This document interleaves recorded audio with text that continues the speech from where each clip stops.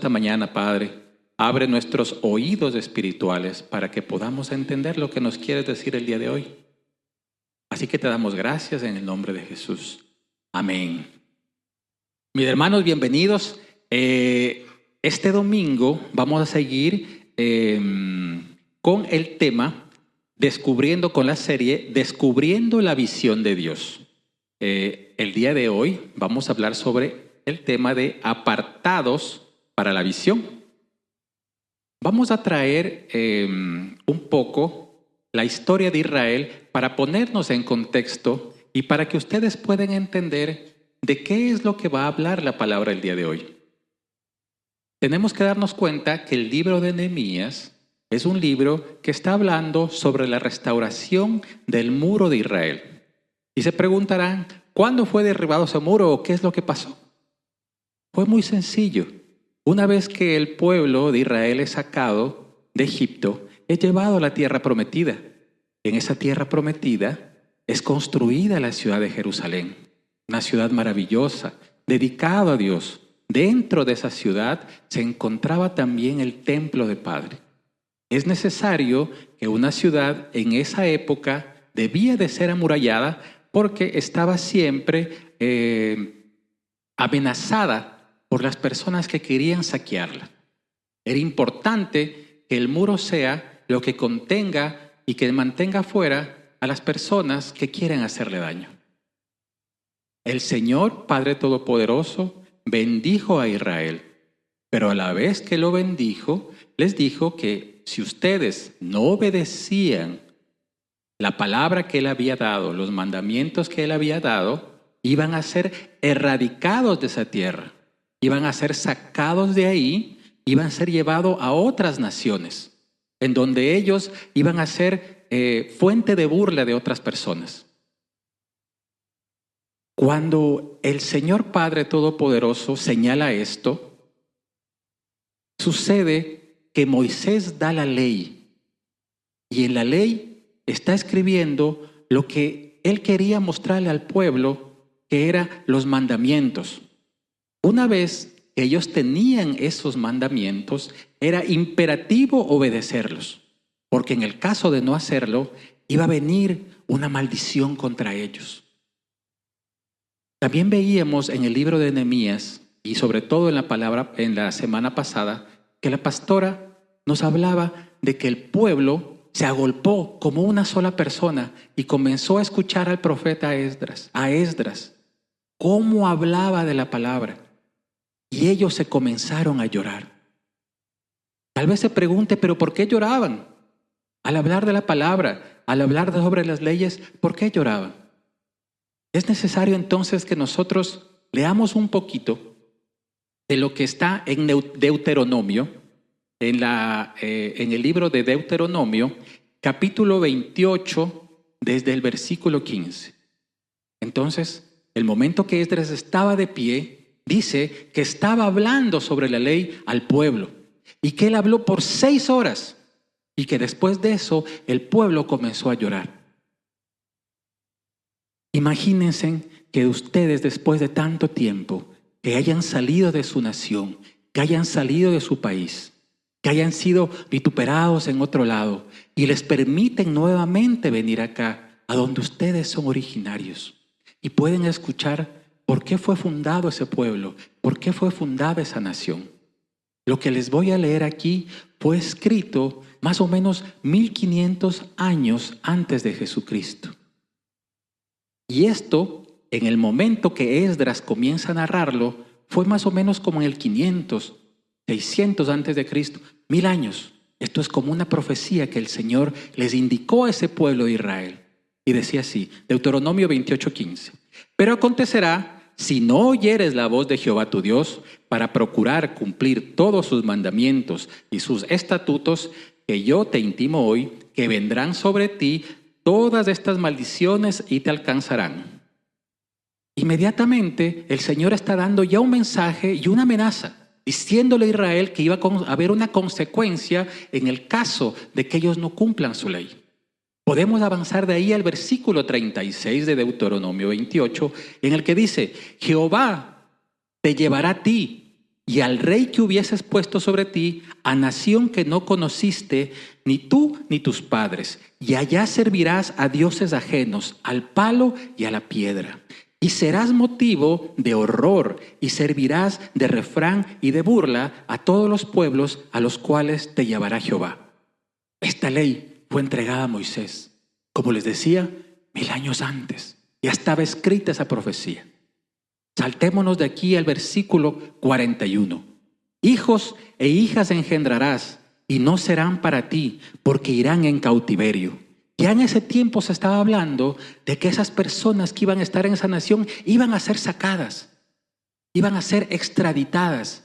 Esa nación, ese lugar en donde iban a vivir ellos, ya no les iba a pertenecer. El versículo 47 sigue así. Por cuanto no serviste a Jehová tu Dios con alegría y con gozo de corazón, por la abundancia de todas las cosas, servirás por tanto a tus enemigos que enviará Jehová contra ti, con hambre y con sed y con desnudez y con falta de todas las cosas. Y él pondrá yugo de hierro sobre tu cuello hasta destruirte. Jehová traerá contra ti una nación de lejos, del extremo de la tierra, que vuele como águila, nación cuya lengua no entiendas.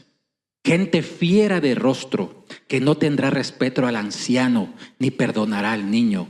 Y comerá el fruto de tu bestia y el fruto de tu tierra, hasta que perezcas, y no te dejará grano, ni mosto, ni aceite, ni la cría de tus vacas, ni los rebaños de tus ovejas, hasta destruirte.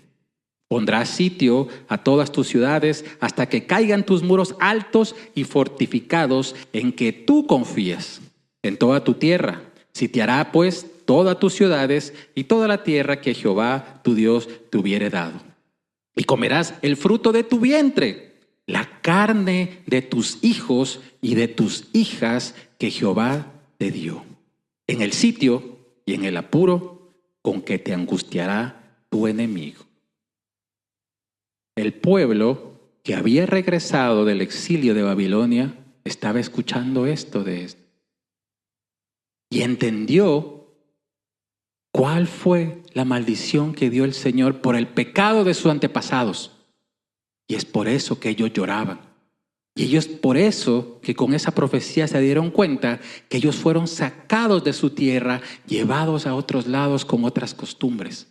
Pero ¿saben qué tiempo pasó desde que esto fue escrito y dado a Moisés hasta el tiempo de la extradición? Casi 1000 años. 1000 años de gracia del Señor. El Señor les tuvo compasión. El pueblo pecaba y otra vez perdía perdón, y el Señor los levantaba y los mantenía en el lugar donde les ofreció. El pueblo seguía pecando, pero igual el Señor en su infinita misericordia los pasía y los tenía ahí 1000 años. Pero la justicia del Señor tiene que hacerse. Y esta fue la justicia que dijo el Señor. 1000 años duró el pueblo de Israel en ese lugar. ¿Y saben qué tiempo estuvo extraditado? ¿Qué tiempo estuvo fuera? 70 años. ¿Por qué? Porque la misericordia del Señor es grande.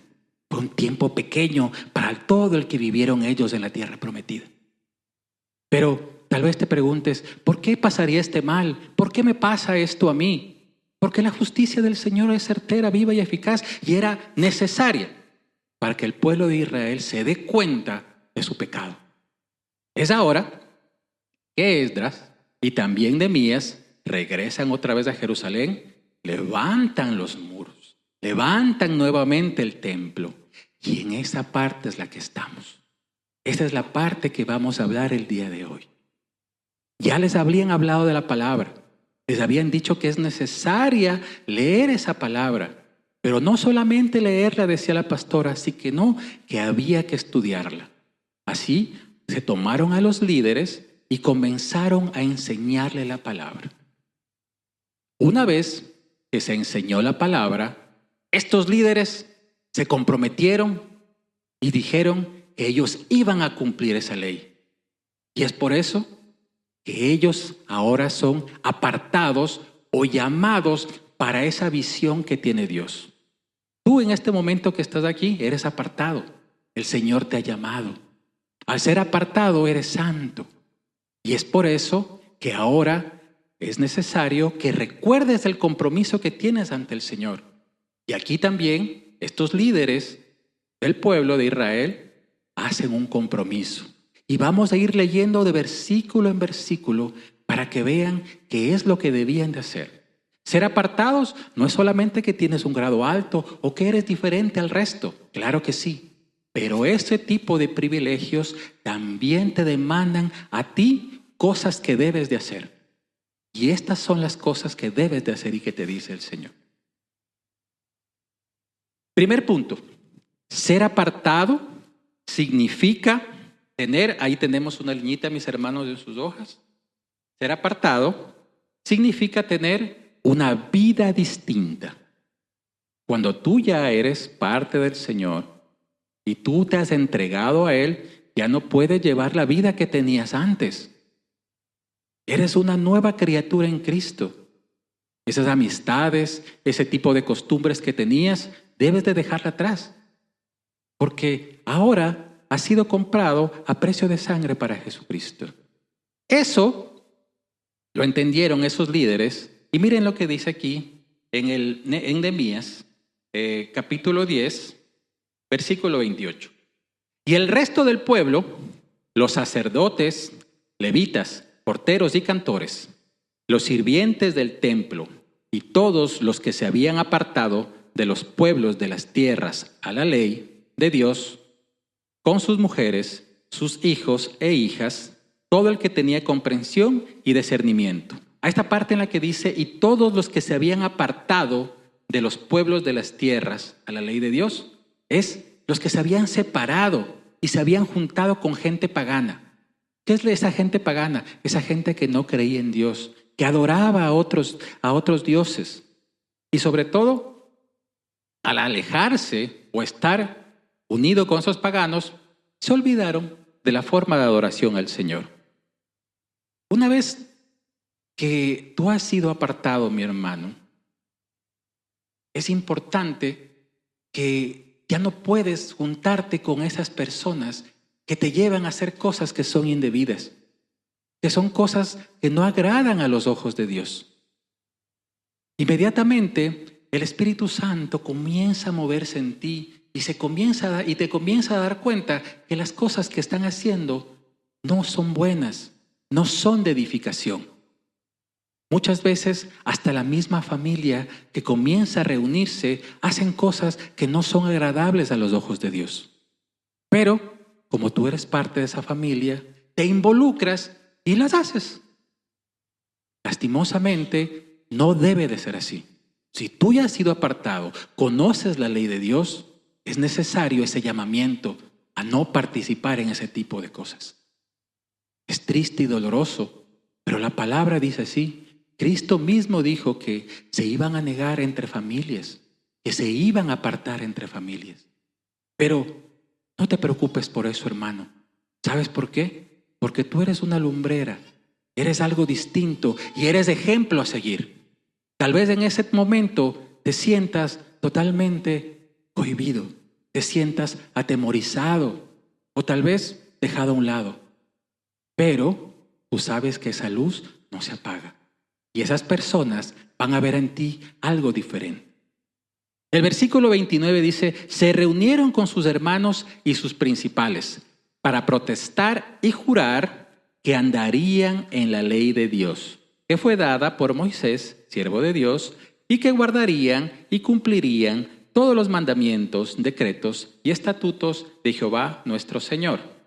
Protestar y jurar, mis hermanos, es hacer un juramento. Un juramento es algo importante.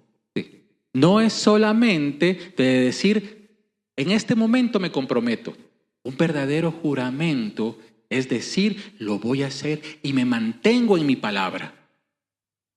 Antes era importante ese juramento porque decían, yo juro, y en el caso de que no lo haga, vendrá maldición sobre mí.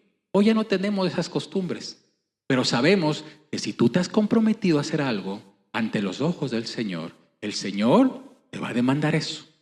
Las cosas que te has planificado y que no estaban de acuerdo a ese camino que habías trazado, no te van a salir bien. Entonces, mejor apúrate a hacer ese compromiso que hiciste con el Señor.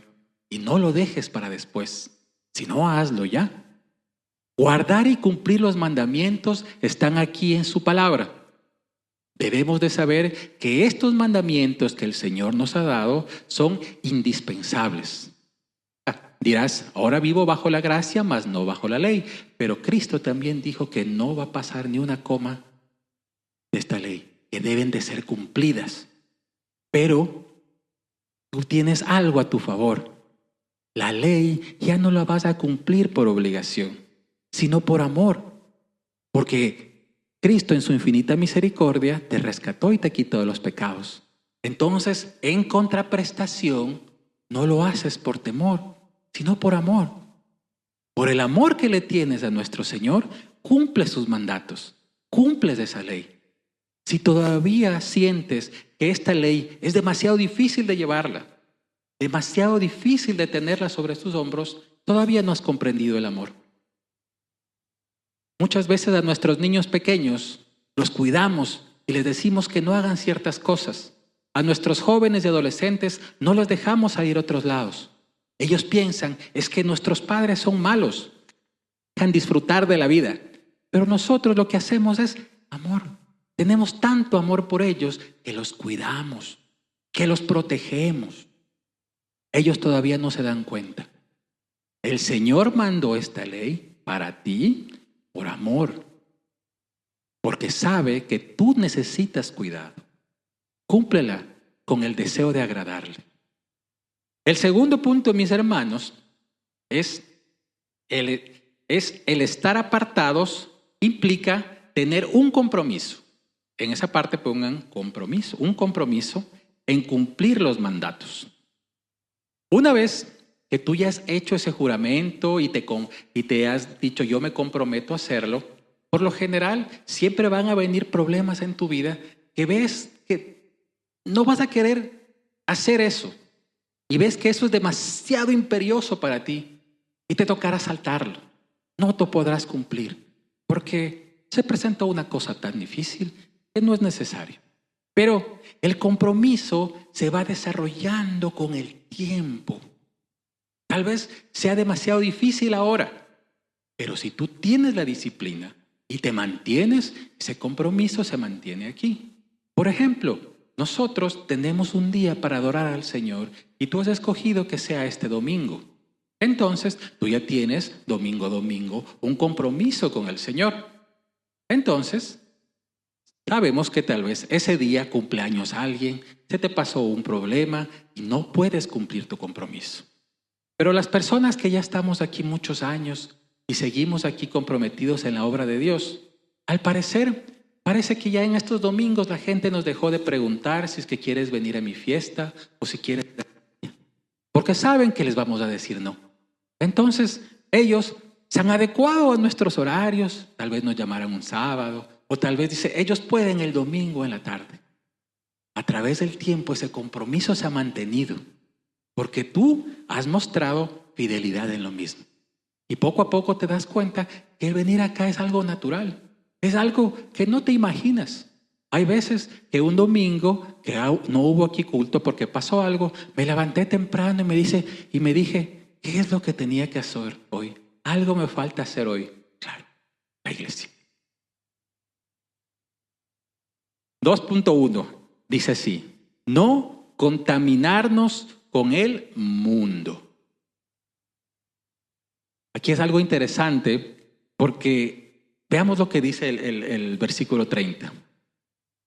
Ellos, al estar ahí, en ese compromiso, en ese juramento que están haciendo, dicen, y que no daríamos nuestras hijas a los pueblos de la tierra, ni tomaríamos sus hijas para nuestros hijos.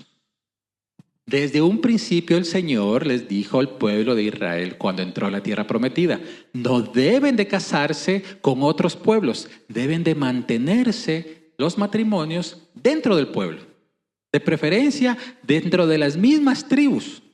Pero muchas de las personas que entraron ahí tomaron esposas que no eran de la descendencia israelita. Ahora, no lo vemos nada malo. Es bueno que la gente vaya con otras personas. Tal vez tú, que todavía no estás casado, pienses que salir con otra persona, tener un noviazgo con una persona que conoce al Señor, pienses que lo puedes traer al Evangelio, pero es más probable que Él te saque del Evangelio y te lleve otra vez a servirle al mundo. Entonces, es muy complicado que tú pienses cambiar a otra persona que está en el mundo. ¿Por qué? Porque tienen el conocimiento entenebrecido. No se dan cuenta y las cosas que nosotros hacemos aquí o decimos son locura para ellos. Entonces, el Señor ya les dijo que no se relacionen, pero aún así, el pueblo de Israel no hizo caso y se relacionó. Nehemías fue más estricto y dijo que esos matrimonios no iban a ser válidos y que tenían que dejar a esas esposas. ¿Sí? Parece una novela que tiene que haber pasado y dónde queda el amor. Pero después de que se acabó el amor, vienen las consecuencias graves.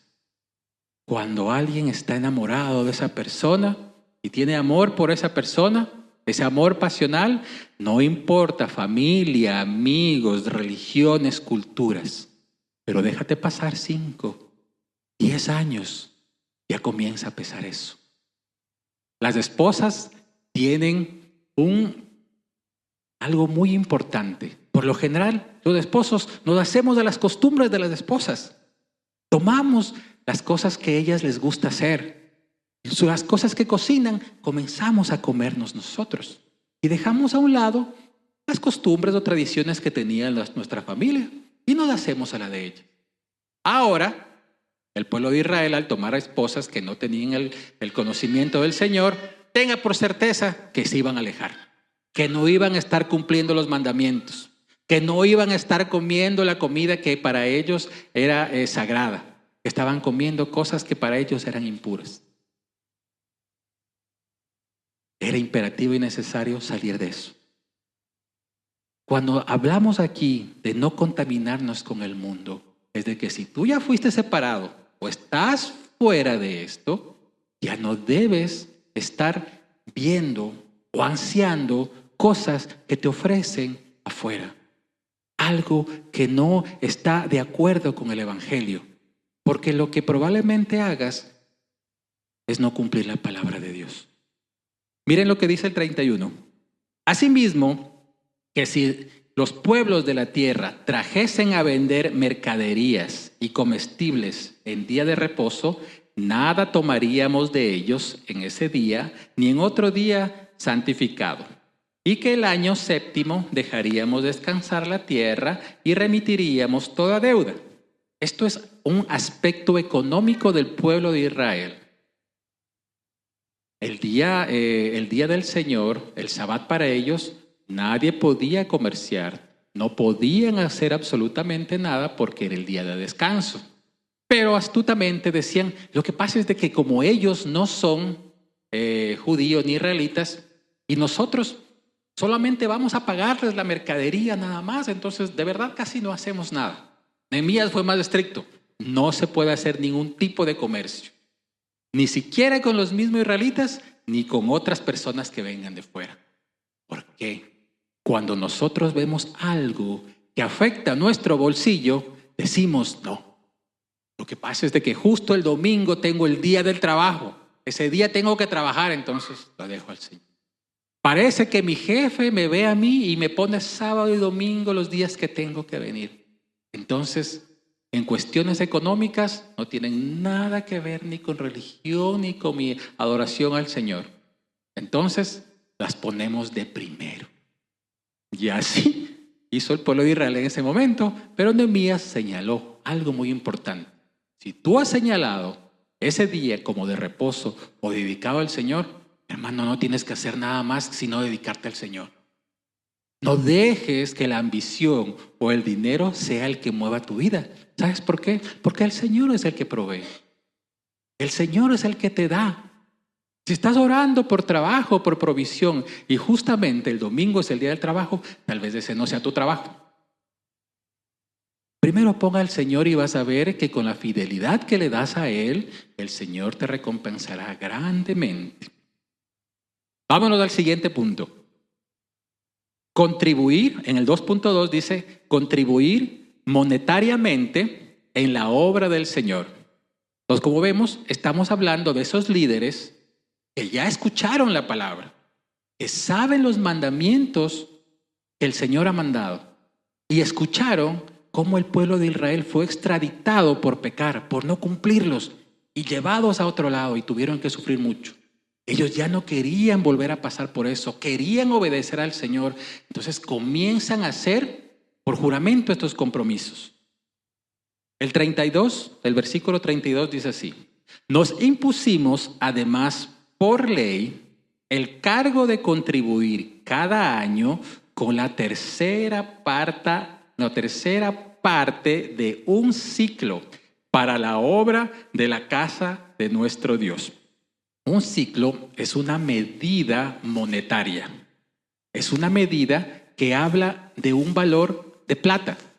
Era algo como unas monedas de plata.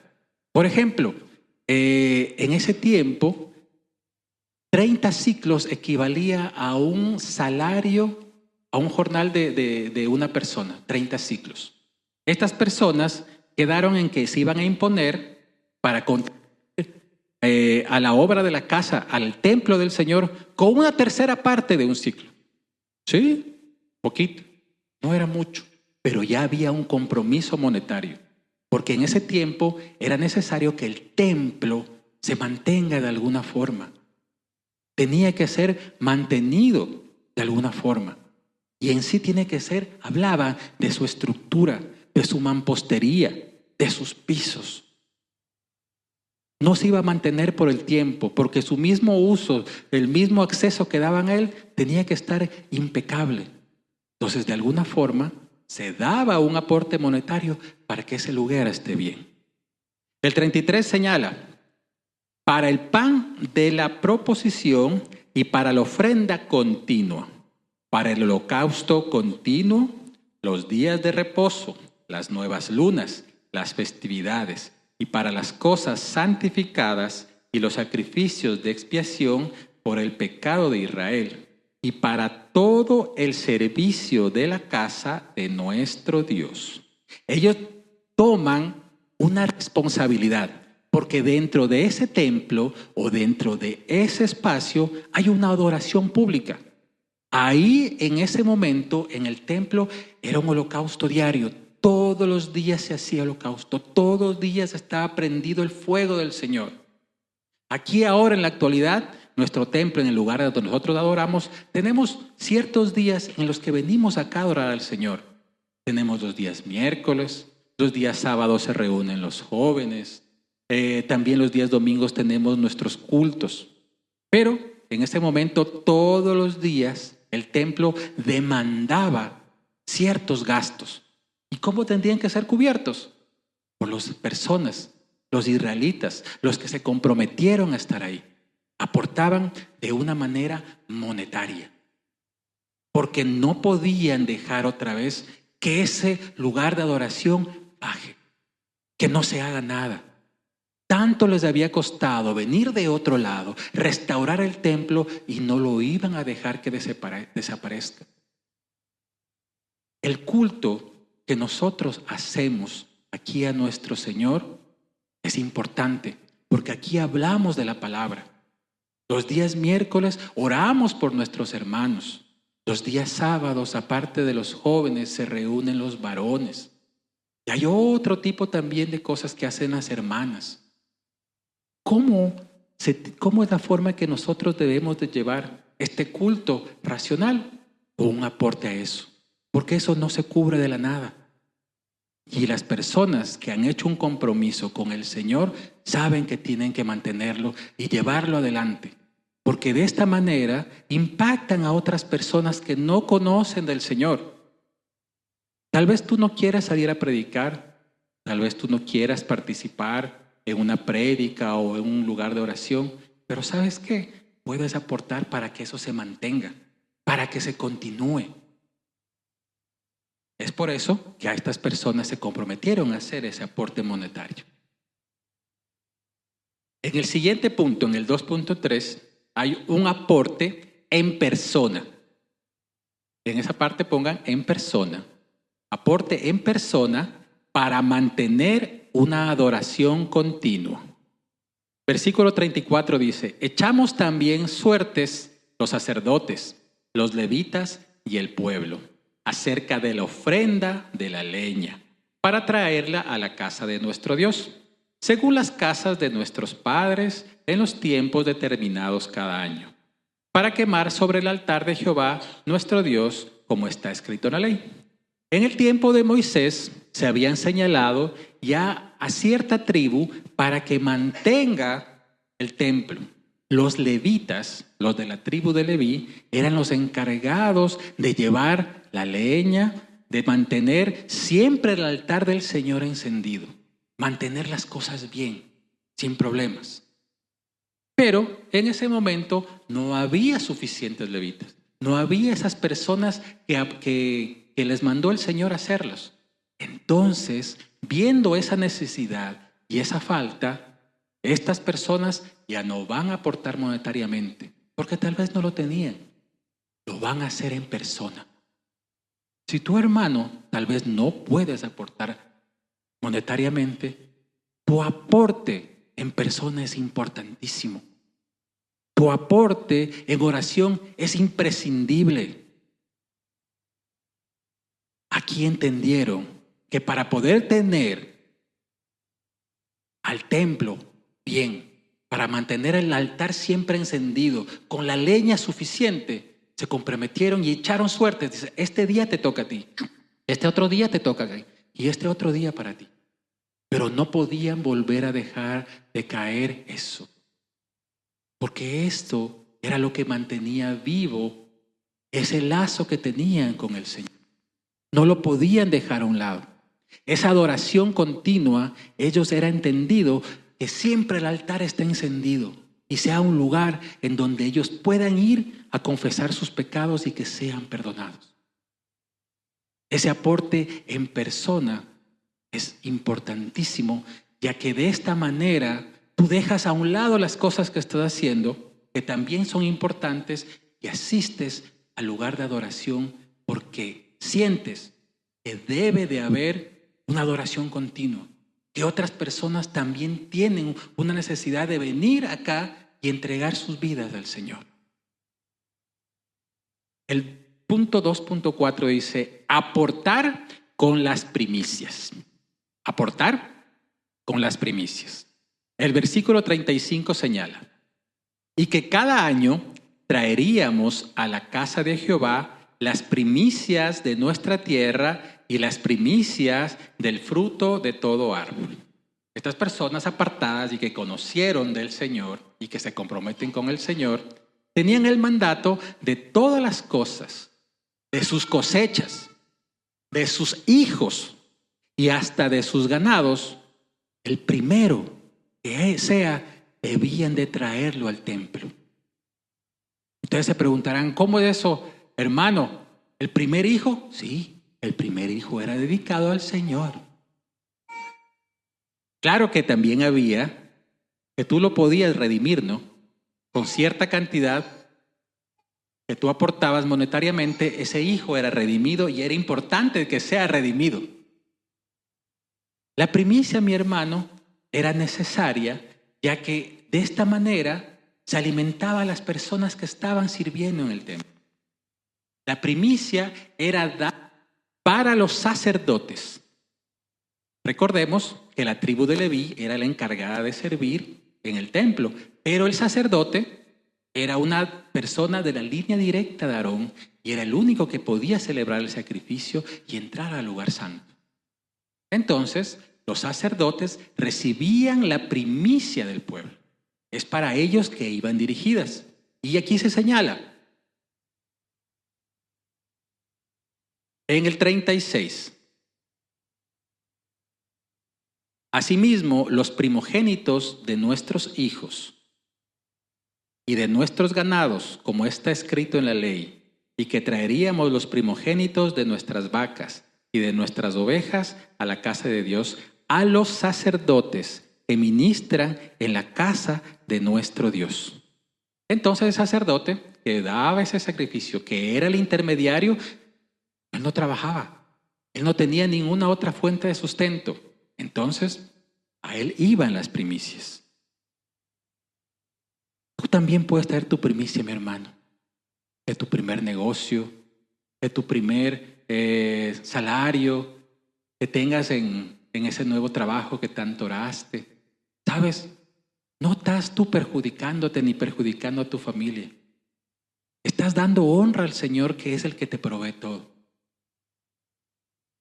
Es necesario que el momento que tú lo haces, estás comprendiendo que tú no eres el que genera ese trabajo, sino que Dios es el que te lo está dando, que Dios te está proveyendo.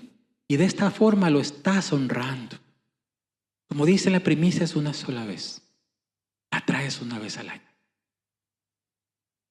En el 37, en la primera parte del versículo 37 se señala: a que traeríamos también las primicias de nuestras masas y nuestras ofrendas y del fruto de todo árbol y del vino y del aceite para los sacerdotes a las cámaras de la casa de nuestro Dios. Entonces, como era un pueblo netamente agrícola y también ganadero, los primeros frutos que sacaban iban directamente a esa adoración al Señor. ¿Y eso en qué iba? Se preguntaba en ese momento. No es que se quedaba eso por ahí. No saben qué van a hacer. No, era para mantener a los sacerdotes. Los sacerdotes, como le digo, no trabajaban, sino nada más en ser esos intermediarios. En poder hacer ese sacrificio ante el Señor, el sacrificio por el pecado del pueblo. Ahora te preguntarás, ¿será necesario traer esa primicia a la casa del Señor? Pues sí, es importante, porque estás mostrándote la verdadera fidelidad de Él. Estás mostrando que tú has sido apartado y que tienes un compromiso.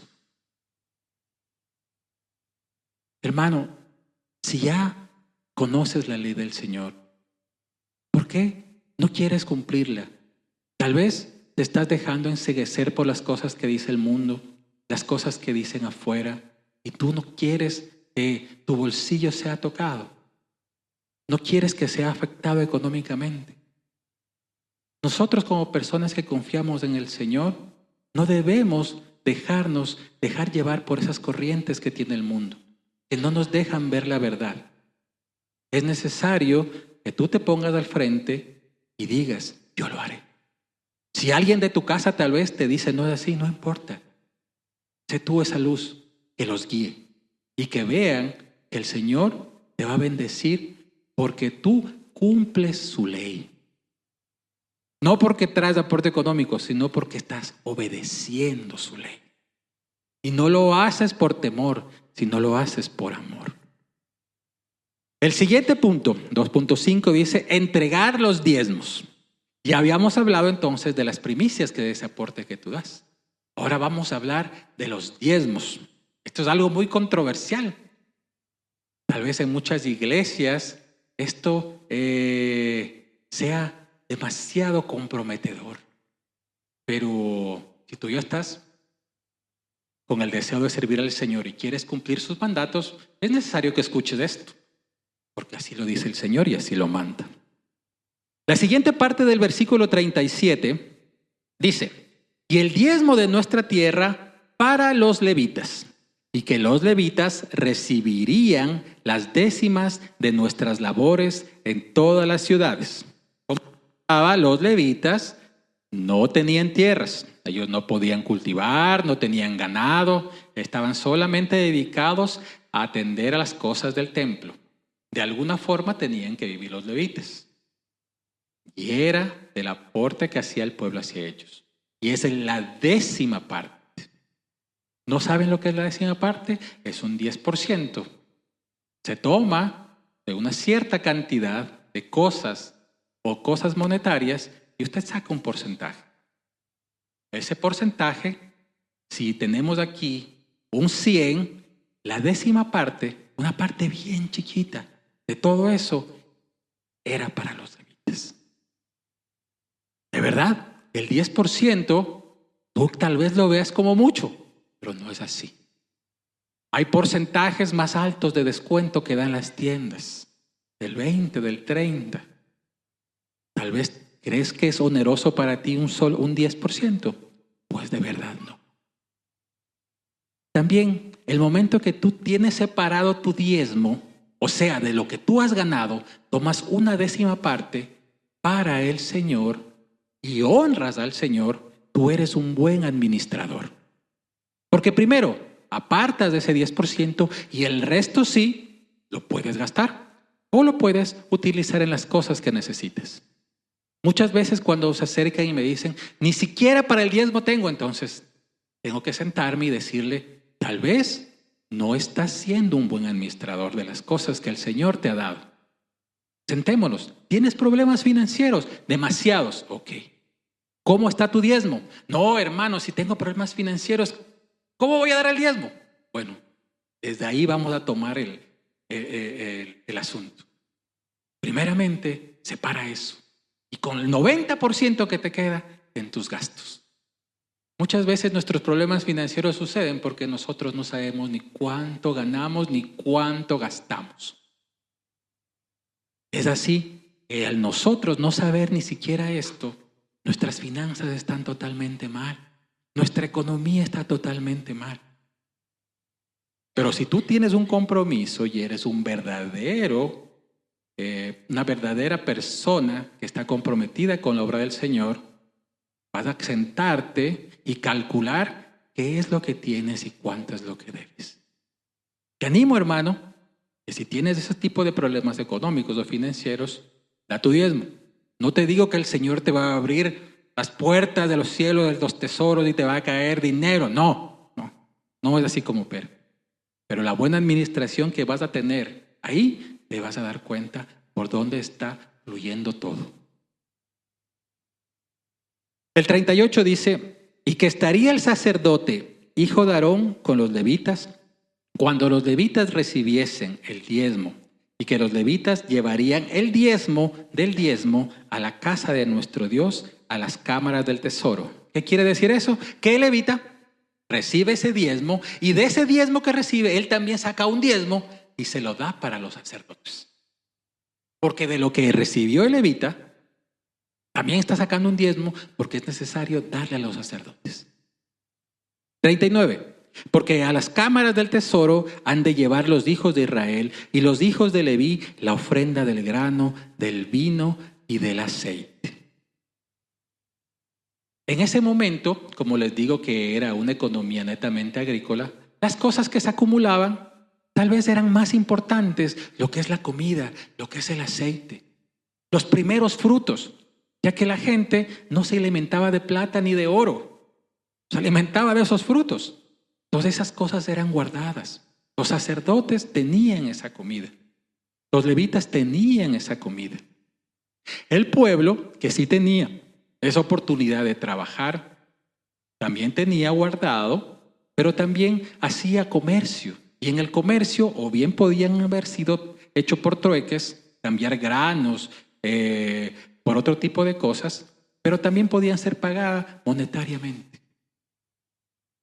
Para que el pueblo no diga, lo que pasa es de que no tengo solamente grano para dar, no tengo harina para dar, solamente tengo plata. El Señor dijo, trae también eso para el Señor. Acá veremos cómo eso administramos. Mi hermano, que tú ya has hecho ese compromiso con el Señor y obedeces estos mandamientos y traes tus diezmos y tus ofrendas, ya no te compete a ti saber qué es lo que se hace con eso, qué hacen los sacerdotes ni qué hacen los levitas. Tenlo por seguro que esos israelitas, cuando les llevaban esos 10 levitas, no iban a preguntar, ¿y qué hiciste con mi masa que te hice? ¿Qué hiciste con esos granos que te di? Ahora, tú ya has entregado lo que te ha mandado el Señor. A ti ya ha pasado eso. Ya estás cumpliendo la ley y has sido obediente. Esas personas que administran ahí, los que están dentro del templo, tienen que ver qué es lo que hacen con eso. ¿Para qué? Para beneficio del lugar en donde rinden culto, ese culto. Para el beneficio de las personas que están haciendo eso. Y ahora ellos son los responsables ante los ojos del Señor.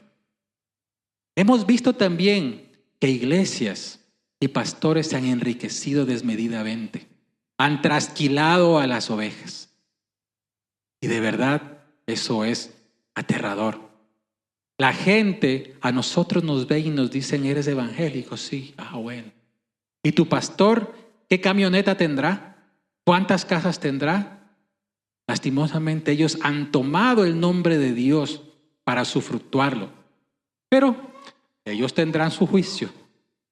Pero esas personas que llevaron y que dieron, ¿saben qué? Si son prosperadas, no por dar económicamente, sino porque obedecen al Señor y llevan con alegría. No te dejes influenciar por las cosas que te dice el mundo.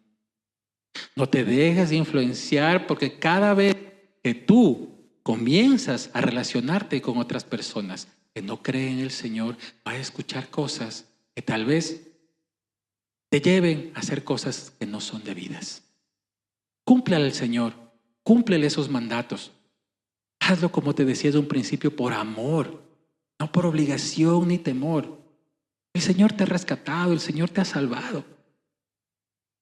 En contraprestación, hazlo con amor. Toda esa obediencia, hazlo con amor. Como último punto, mis hermanos, tenemos en el 2.6, dice, no dejar descuidada nuestra casa de oración. Hemos tenido que las personas que se comprometieron con el Señor y que son apartadas, deben de hacer ciertos compromisos y que tienen que hacer ciertos aportes. Les he hablado de los diezmos, de las ofrendas, del aporte de la persona. ¿Ok? Ya no estamos ahora en ese tiempo del templo de hace tanto tiempo atrás, de cómo sería. Vivimos en una era moderna, en una era en que nosotros podemos acceder a la palabra. Tenemos unos lugares cómodos que nos podemos sentar, con aires, con luz, pisos alfombrados. Este lugar, mi hermano, necesita también de un mantenimiento. Mira, hay un comentarista que se llama Henry Matthew, que dice que tal como tú tienes tu casa, tal como tú la tienes, así también está tu lugar de oración. Entonces, si tú ves que este lugar en donde rindes culto al Señor está deslucido, le falta pintura, se está cayendo la mampostería y tu casa está toda bien, pregúntate, ¿así es como yo quiero tener el lugar en donde adoro a mi Señor? Hay distintas formas de aportar. ¿Sabes? Hay algunos hermanos que hasta ellos mismos toman la escoba. Si ven algo que se ensució, algo que está regado por ahí, ellos toman la escoba y la pala y lo recogen y se lo llevan. Si algo ven que no está en su lugar, lo ordenan. Eso también es estar comprometido con ese templo de adoración. Si tú ves que falta un bombillo, hermano, trae el bombillo. Si tú ves que está faltando algo que es necesario aquí, tráelo, hermano. Eso es importante porque te estás dando cuenta que te has comprometido y te has separado porque quieres servirle y agradarle al Señor. El 39, en la segunda parte del 39 dice, y ahí estarán los utensilios del santuario y los sacerdotes que ministran, los porteros y los cantores. Y en la última parte dice, no abandonaremos la casa de nuestro Dios. Este lugar tú has escogido como templo. Tú has como un lugar de adoración.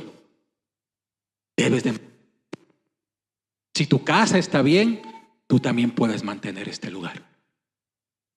Que yo ya di mi diezmo, que yo ya di mi ofrenda, que yo ya di mi primicia. Sí, pero como te decía, es necesario tu aporte en persona. El estar aquí arreglando algo. Hay un día en que nosotros tenemos acá que es para la limpieza que sabemos hacer antes de la escuela bíblica vacacional. Vienen varios hermanos. Es extraordinario ellos cómo brindan su servicio, su tiempo para dejar todo ordenado y recibir a esos niños. Tú también eres llamado a hacer eso. Si tú ves necesario hacer una cartelera, que ya le faltan pilas al micrófono, pórtalo, hermano. Si te ha puesto el Señor en tu corazón, ¿por qué no lo haces? ¿Estás esperando que otras personas lo hagan? Pues no. tú ya eres el llamado y tienes que estar en ese servicio.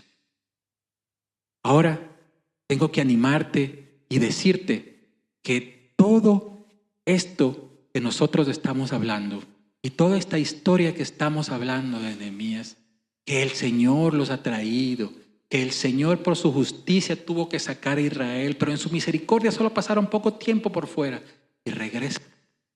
Es porque estaba preparándose el camino de la venida a Cristo. Una vez que regresa al pueblo, comienza otra vez Jerusalén a reconstruirse y a hacer esa ciudad vibrante con sus muros, porque después de 500 años iba a venir nuestro Señor, nuestro Salvador. Y cuando llega nuestro Señor, nuestro Salvador, se encuentra con una ciudad totalmente amurallada, fortalecida, gobernada todavía por los romanos. Pero era importante que sea y que esté así. Si tú mantienes este lugar bien, es que también estás esperando la nueva venida de nuestro Señor. El Señor, ¿sabes?, va a venir otra vez. Y espero que encuentre este lugar bien. Espero que este lugar sea en donde nosotros como iglesia le estemos adorando. Que nosotros estemos expectantes. Que nosotros estemos ahí haciendo ayuno, haciendo oración. Estar nosotros creyendo que este lugar, como es para Él, lo mantengamos de la mejor